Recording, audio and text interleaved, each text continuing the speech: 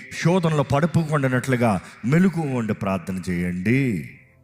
ప్రార్థన ప్రాముఖ్యత యేసుప్రభు ఎంతకన్నా ఈ భూమిలో ఉన్నప్పుడు కనబరిచాడు.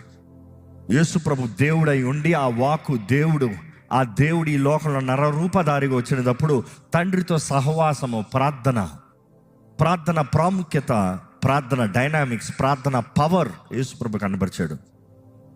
ఈరోజు విశ్వాసులను చెప్తున్నాము, today's word could be elementary, but then the fundamentals of Christianity, the fundamentals of a spiritual life, the fundamentals ఈరోజు ఉన్నది ఎంతో ప్రాముఖ్యం.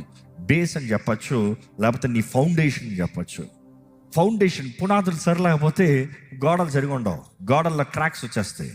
పునాదులు సరిలేకపోతే నువ్వు ఎంత చక్కగా కట్టినా, ఎంత అలంకారంగా కట్టినా కూడా మొత్తం క్రాక్స్ త్వరలో కూలిపోతుంది. ఈరోజు మిమ్మల్ని అడుగుతున్నాను, మీ ఫండమెంటల్స్ ఎలాగ ఉంది, మీ పునాది ఎలాగ ఉంది? యేసు ప్రభు చూపించిన ప్రాముఖ్యత పాటిస్తున్నారా? ప్రార్థన. ఎందుకంటే లూకా సువార్త 18 మొదటి వచనం చదువుతున్న యేసు ప్రభు ఉపమానం చెప్తానికి కారణం ఏంటి? వారు అలయక ప్రార్థన చేయాలని. దట్ మెన్ ఆట్ టు ప్రే.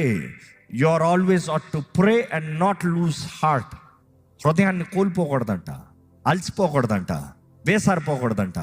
ఇంకెన్నిసార్లు ప్రార్థన చేయాలి? ప్రార్థన చేసి ఏం ప్రయోజనం? ఎప్పుడన్నా మీకు ఈ మాటలు వస్తున్నాయా? What is the use of praying? I prayed and of nothing is happening. ఏం జరగట్లే. ఇంత ప్రార్థన చేసా ఏం కలగట్లే.